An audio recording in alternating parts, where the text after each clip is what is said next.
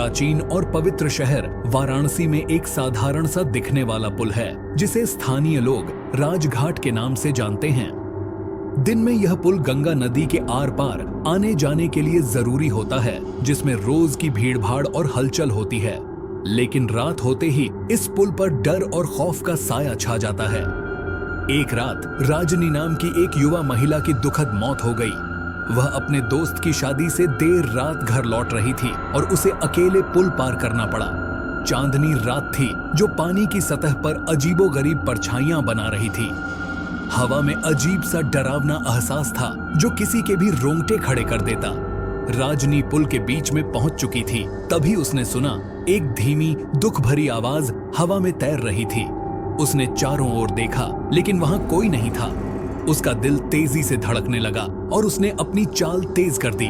अचानक उसे अपने टखने पर एक ठंडी गीली सी पकड़ महसूस हुई। उसने चीखते हुए अपने पैर छुड़ाने की कोशिश की, लेकिन पकड़ और मजबूत होती गई। उसे पुल के किनारे की ओर घसीटा जा रहा था। उसने जमीन पर पंजों से खरोंचने की कोशिश की, लेकिन सब बेकार था। गंगा की ठंडी गहराइयों में गिरने से पहले उसने जो आखिरी चीज देखी वो थी अंधेरे में चमकती हुई दो भयानक आंखें। उस डरावनी रात के बाद से राजनी की आत्मा को शांति नहीं मिली। वह जीवित और मृत दुनिया के बीच फंसी हुई है और रात के अंधेरे में पुल पर भटकती रहती है, बदला लेने के लिए। उसकी मौजूदगी का पता अचानक ठंडी हवा, अस्पष्ट फुसफुसाहट और किसी के द्वारा देखे जाने के एहसास से चलता है। एक शाम रमेश, जो एक स्थानीय टैक्सी चालक था, को अपने अंतिम सवारी को छोड़ने के बाद पुल पार करना पड़ा। पुल के पास आते ही उसे बेचैनी महसूस होने लगी। परिचित रास्ता अंधेरे में अंतहीन लगने लगा। उसने डर को दूर भगाने के लिए रेडियो चालू कर लिया, लेकिन जैसे ही वह पुल के बीच में पहुंचा, रेडियो बंद हो गया और उसमें से अजीब सी आवाजें आने लगीं। अचानक रमेश को अपने गाल पर एक जोरदार थप्पड़ महसूस हुआ। उसने चारों ओर देखा, लेकिन कार में कोई नहीं था। उसका दिल तेजी से धड़कने लगा और कार के अंदर तापमान अचानक गिर गया। उसने कार की गति बढ़ा दी, लेकिन तभी एक अदृश्य शक्ति ने स्टीयरिंग व्हील को पकड़ लिया और उसे पुल के किनारे की ओर खींचने लगी। उसने कार पर नियंत्रण पाने की कोशिश की, लेकिन कार किनारे की ओर बढ़ती रही। जब उसे लगा कि वह नदी में गिरने वाला है, तब अचानक वह शक्ति गायब हो गई। वह बमुश्किल सांस लेते हुए कार को पुल से बाहर निकाल लाया। उस रात के बाद उसने कभी भी रात में राजघाट पुल पार नहीं किया।